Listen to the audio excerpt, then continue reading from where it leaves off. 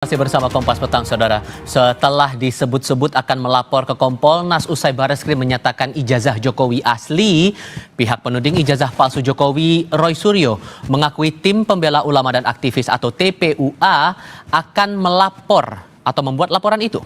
Menurut Roy, TPUA akan meminta Kompolnas mengawasi cara kerja Bareskrim usai pihaknya meminta gelar perkara khusus terbuka atas dugaan ijazah palsu Presiden ke-7 Joko Widodo.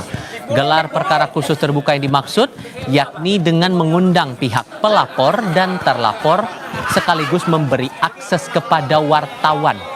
Roy sendiri mengaku dirinya hanya berstatus sebagai ahli yang membantu TPUA dalam mengusut kasus ijazah Jokowi.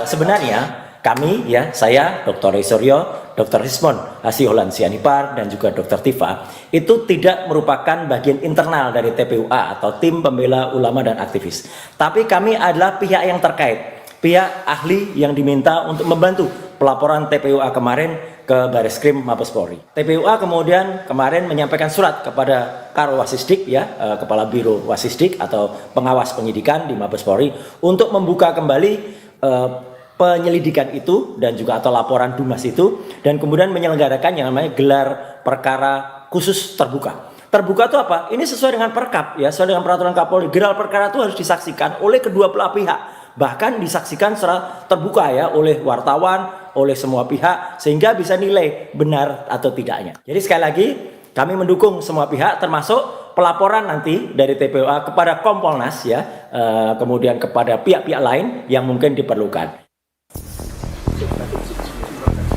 Presiden ke-7 Joko Widodo menanggapi santai ancaman Roy Suryo yang akan melapor ke Kompolnas usai Bareskrim menyatakan ijazahnya asli.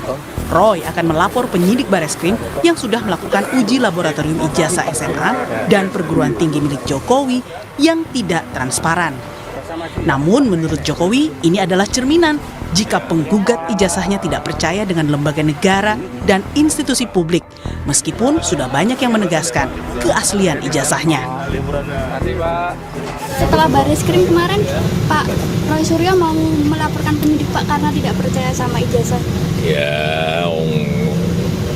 UGM nggak dipercaya, Bareskrim nggak dipercaya, KPU nggak dipercaya, terus yang mau dipercaya siapa? Sebelumnya, Roy Suryo kerap mempertanyakan SOP Puslapor Polri yang memutuskan ijazah Jokowi identik dengan materi pembanding tanpa mengundang para ahli dan dilakukan secara transparan. Alhasil, Roy pun meminta kinerja Bareskrim yang menguji ijazah Jokowi untuk dievaluasi dan diawasi oleh Kompolnas. Saya kira ini perlu disampaikan nanti kalau Bareskrim juga tidak diuji loh ya. Beliau nanti akan ada juga yang menguji apakah Kompolnas atau apa nanti ketika diperiksa. Apakah benar prosedur itu jalan dengan semestinya atau kemudian tidak presisi. Senin lalu, tim pembela ulama dan aktivis menyerahkan surat kepada pengawasan penyidikan di Bareskrim Polri agar dilaksanakan gelar perkara khusus atas pengaduan masyarakat terkait ijazah Jokowi. Alasannya, ada beberapa kejanggalan dalam proses penyelidikan dan keputusan Bareskrim menghentikan penyelidikan perkara karena dianggap tidak menemukan tindak pidana di dalamnya. Tim Liputan, Kompas TV. Kami bahas rencana TPUA dan Roy Suryo melaporkan penyidik Bareskrim ke Kompolnas ini bersama para narasumber. Bergabung saat ini mantan tenaga ahli utama kantor staf Presiden Ali Mokhtar Ngabalin dan Wakil Ketua Tim Pembela Ulama dan Aktivis Azam Khan. Assalamualaikum semuanya, dengan Tifal, apa kabar? Hei Tifal, Waalaikumsalam warahmatullahi wabarakatuh. Terima kasih sudah bergabung bersama kami.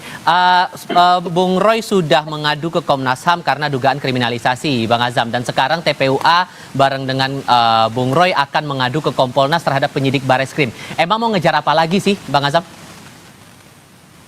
Tidak ada yang dikejar, tentu ini kan masalah keadilan ya. Namanya keadilan itu ya sampai dimanapun ya kan. Kita akan mencoba untuk membangun itu semua gitu loh ya. Artinya sebenarnya itu semua gitu loh ya, tempat yang harus kita datangi ya untuk mencari keadilan kita lakukan gitu loh ya. Memang benar tim ya, saya katakan tim bukan Roy Suryo aja. Tim gabungan kan lawyernya cukup banyak ya. itu akan juga mendatangi semua, gitu deh ya.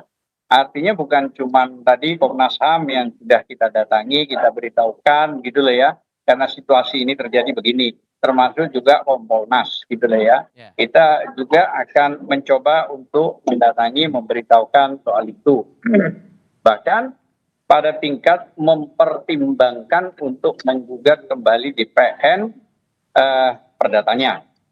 Jadi beberapa memang hari yang lalu kita sudah mendatangi Mabes Polri untuk mengajukan gelar perkara khusus ya, sesuai Perkap Kapolri gitu ya. Kan ada dua, itu gelar perkara biasa dan gelar perkara khusus. Jadi diperbolehkan secara khusus kita mengajukan dan sudah diterima.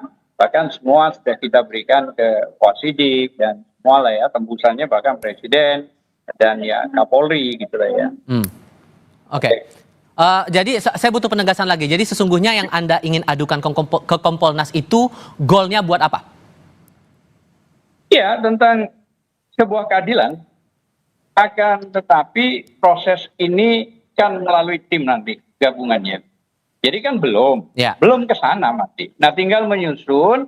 Saya tidak juga menjustifikasi sekarang ini apa, tapi yang jelaskan soal masalah ketimpangan apa yang begitu cepat ya diumumkan oleh Mabes Polri soal masalah identik. Padahal identik itu kan tergantung identiknya kalau sama KW ya sama KW kan begitu. Kalau identiknya sama yang asli ya harus diserahkan dan itu pun juga harusnya kalau sesuai Perkap itu kan kalau barang bukti itu kan disimpan tidak boleh dikembalikan. Gitu ya. Tapi kan fakta itu berbeda. Bang Abalin, kalau menurut Anda niat untuk mengadukan ke Kompolnas dan Komnas HAM ini beralasan tidak menurut Anda?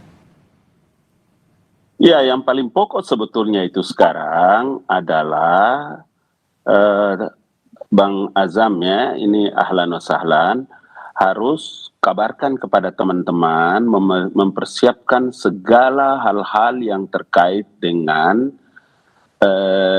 apa yang menjadi laporan terhadap pencemaran nama baik, fitnah dan macam-macam. Itu aja sebetulnya. Jadi kalau hari ini kemudian ke Komnas HAM, kemudian ke Habib Rizik, kemudian ke toko-toko sana, toko-toko sini dan lain-lain, itu namanya tidak siap. Jadi sekarang begini Zam, ingat baik-baik ini. Kan sekarang karena Pak Jokowi itu merasa dia difitnah, dia kredibilitasnya sebagai seorang tokoh di Republik ini dihina, dihujat, dicaci maki, maka sekarang beliau kan melaporkan tuh ke polisi. Maka teman-teman harus mempersiapkan itu.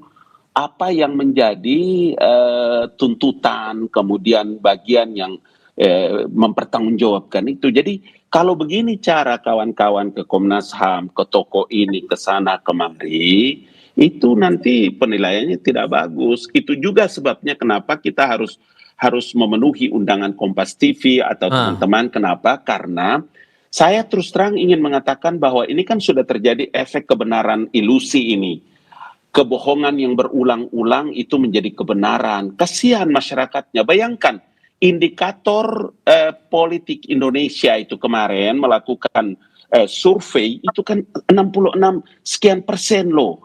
Yang tidak percaya kalau Jokowi, Presiden ke-7 itu melakukan pemalsuan atas ijazahnya. Dan menurut Anda bukti apa yang selama ini tidak kuat dibuktikan oleh teman-teman TPUA? Iya dong, karena kan mereka yang menyebutkan bahwa ijazah Jokowi itu kan palsu. Kalau mereka menyebutkan ijazah Jokowi itu palsu, maka dia harus bisa menunjukkan ini loh yang benarnya. Yang ada di tangan Jokowi itu palsu, ini loh yang benarnya. Kan begitu, dalilnya kan begitu. Dia harus membuktikan, tidak perlu datang ke sana kemari ke Komnas HAM, membutuhkan international network, kemudian melakukan apa istilahnya itu digitalisasi untuk enggak penting. Saya itu begini loh bro, ingat ya, pada waktu saya caleg, ijazah SMA saya itu diragukan oleh KPU. Maka institusi yang mengeluarkan ijazah itulah yang bisa membenarkan. Maka saya ke Makassar, ke Madrasah Muallimin Muhammadiyah di Makassar untuk bisa mendapatkan tanda tangan dan macam-macam. Ya. Sekarang UGM sudah mengeluarkan, sudah memberikan klarifikasi. UGM telah menyatakan itu semua.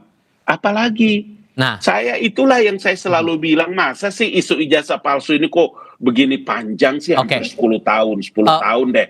Bang Gitu Azam, maksud saya. Bang Azam dianggap Ya. tidak siap, pembuktiannya tidak kuat, ditambah lagi Pak Jokowi bilang kalau udah nggak percaya sama Bareskrim, mau percaya siapa lagi? Gimana ngerespon itu? Ya, bagus itu. Ini bukan persoalan itu. Jadi yang paling penting itu, kalau ini dianggap sederhana, apalagi tadi Bang Gambalin bilang nggak usah ke sana lah ke sini. Lah kalau nggak usah ke sana ke sini lah, kan memang kenapa sih kalau datang ditunjukkan, nggak usah pakai pengacara, begitu banyak, nggak usah juga ke Bareskrim. Udahlah, orang sekarang Jokowi presiden itu mulai dari wali kota 2 kali sampai gubernur, dan ini sudah 20 tahun lebih, sudah artinya dipilih oleh rakyat. Apa susahnya memberitahukan kepada publik tentang ijazahnya? Misalnya dikumpulin semua di satu tempat lah, mau di Hotel Borobudur, mau di mana terserah, panggil semua ahli IT, panggil semua jurnalis untuk inilah ijazah saya, inilah wisuda saya, inilah ini. Silakan difoto, dijelaskan, artinya komplit lah. Sehingga kami merasa senang kalau kami memiliki presiden yang jelas. Sehingga yang selama ini misalnya dianggap ada publikasi yang miring, peringatkan saja, gitu loh ya. Jangan sudah ada korban 2. Nah ini kan Bang Ngabalin juga harus tahu, ada Bang Tri sama Gus Nur yang ditahan. Itu di dalam sidang tahun 2002 tidak ada penunjukan ijazah yang asli. Hanya yang ditunjukkan itu adalah fotokopi. Fotokopi itu tidak boleh di dalam undang-undang dan KUHP. Itu loh ya. Makanya ada lagi yang lebih ironis. Di pasal 10 Undang-Undang 31 tahun 2014 tentang perlindungan saksi dan korban, itu disebutkan jika ada laporan tindak pidana itu harus diselesaikan dulu, gitu loh ya, sampai inkrah baru laporan itu diterima. Lah kalau misalnya sekarang belum apa-apa sudah ada laporan, terus laporannya cepat, tidak berbeda dengan laporan Bang Egy tanggal 9 itu Desember sampai sekarang masih lumat, belum LP, malah dikeluarkan SP 2 lidik, diberhentikan gitu loh ya, penyidikan itu. Nah ini kan jadi dioperasi kanker. Nah harusnya tunggu selesaikan proses, diperiksa gitu loh ya. Makanya sekali lagi saya katakan, kalau tidak mau gaduh, sebenarnya dari dulu kalau Pak Jokowi terbuka. Bang Ngabalin. Jadi begini. Diminta tetap untuk ditunjukkan ijazah asli itu, Bang Ngabalin. Begini. Institusi negara itu namanya KPU. KPU di tingkat kota Solo, KPU di Provinsi DKI Jakarta, KPU di pusat. Itu institusi negara loh.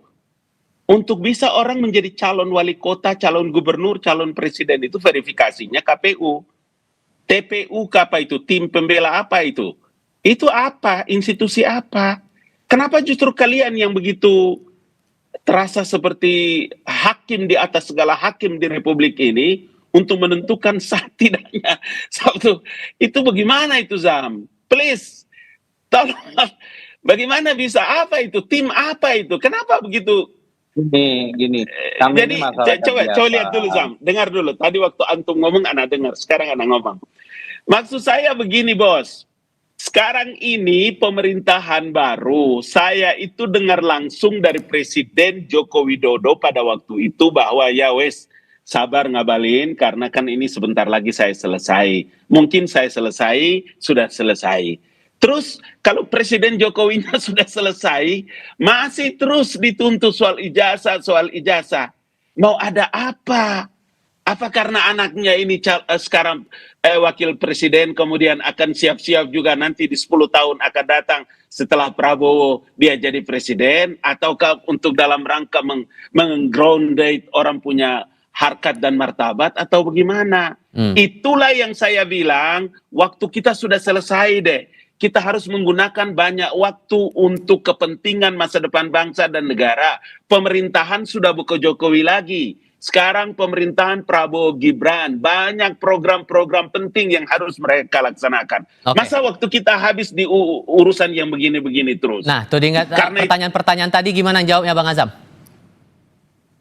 Iya, sederhana kan jawabannya. Kami ini rakyat. Undang-Undang nomor 1, Undang-Undang pasal 1 ayat 2 itu udah tinggi. Itu yang harus dipahami dulu. Nah kalau rakyat meminta, kenapa sih kok ribet gitu loh? Oh nggak ada yang ribet kok ini. Gitu loh. Kalau semua misalnya di KPU, di ini. Lah kalau ada misalnya rakyat yang komponennya itu kurang yakin karena memang para ahli yang sudah diajukan secara ilmiah ini bahwa itu nggak benar, maka ya langsung ajak seharusnya Pak Jokowi itu melakukan kebijakan. Panggil semua pihak, ayo saya tunjukkan apa beratnya. Coba, kan nggak berat. Cuma nunjukin ijazah, panggil semua ahli, panggil semua media. Nah, kalau sudah terbukti benar nggak ada masalah, peringatkan orang itu. Dan kalau perlu juga mau diproses, proses silakan. Gitu ya. Nah, keterbukaan ini penting. Sebentar Bang, ini kan hak otoritas saya. Tadi Abang bilang jangan, ya sudah saya mau bicara. Makanya saya mau minta izin. Makanya saya mau izin. Tahan dulu Bang. Oke Bang. Jadi nggak ada masalah sebenarnya. Kalau ini ternyata baik, benar, ya sudah, is okay gitu loh.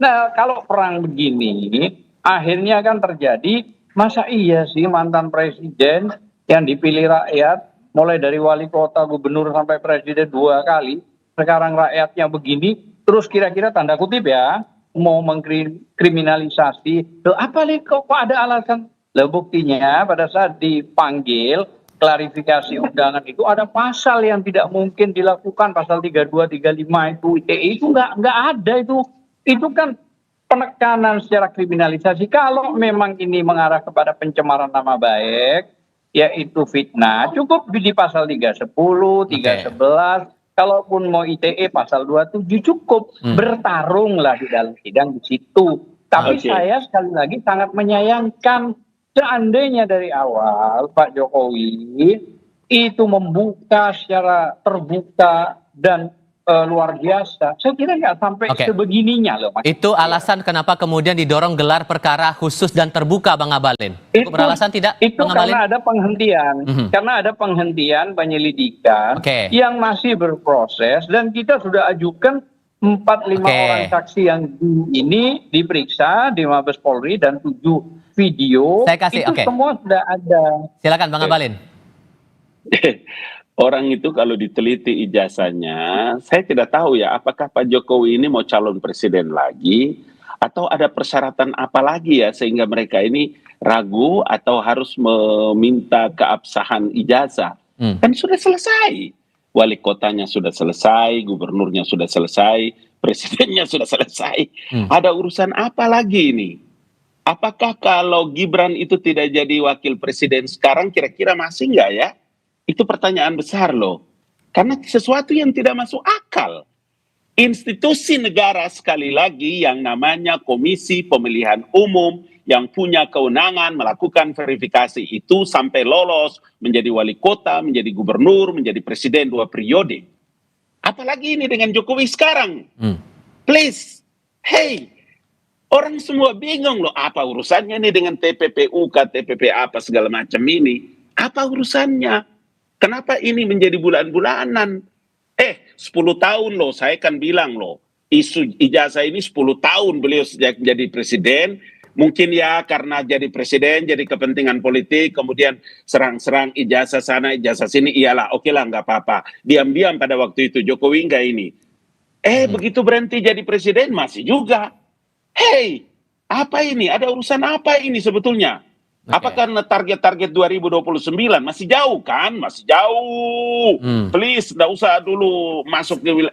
Aduh, sayang sekali deh. Sehingga kesian rakyatnya Pak, rakyatnya kesian. Waktu kita begitu habis banyak, berkali-kali saya bilang, duit berapa banyak sudah habis itu bro, akhi, al-afu minnat. Maka Bang Azam, caci makian tidak berhenti kepada sosok Jokowi Dodo itu. Bang Azam, gitu kalau begitu singkat saja yang Anda harapkan tindak lanjut seperti apa dari Kompolnas kalau begitu? Singkat saja. Ya. Oke, yang pertama gini, bahwa Pak pejabat negara ya, sesuai Kepres 30 diangkat ya menjadi dewas Danatara ya, 11 triliun kurang lebih ya. Dan itu sesuai putusan MK 105 dalam kurung PUU 22 tahun 2024 bahwa boleh dikritik pejabat negara, pemerintah maupun korporasi dan kelompok orang. Artinya apa? Artinya memang tidak ada yang pantas untuk dilaporkan karena dia masih pejabat negara, digaji negara cukup besar gitu ya. Nah, kalau soal masalah Kompolnas kan belum, masih dalam proses. Nah, kami ini menunggu tim lah. Intinya semua stakeholder ini kami akan datangi, kami akan mintain pelindungan pendapat dan sekaligus pemberitahuan gitu loh ya. Nah, makanya dari awal kalau Bang Ngabalin tadi mengatakan sudah dari KPU mulai Solo dan sekarang, ya kalau sudah itu sebenarnya kan permintaan kami itu sederhana. Kalau sudah ada begitu, kenapa sih nggak mau ditunjukin? Itu doang. Sudah kami tunjukin tangkap aja poinnya di situ. Semua orang jurnalis panggil. Baik. Saya kira begitu. Terima kasih. Bang Azam dan Bang Ngabalin, terima kasih sudah berdiskusi bersama kami. Sehat selalu semuanya. Assalamualaikum. Ya, Waalaikumsalam warahmatullahi wabarakatuh.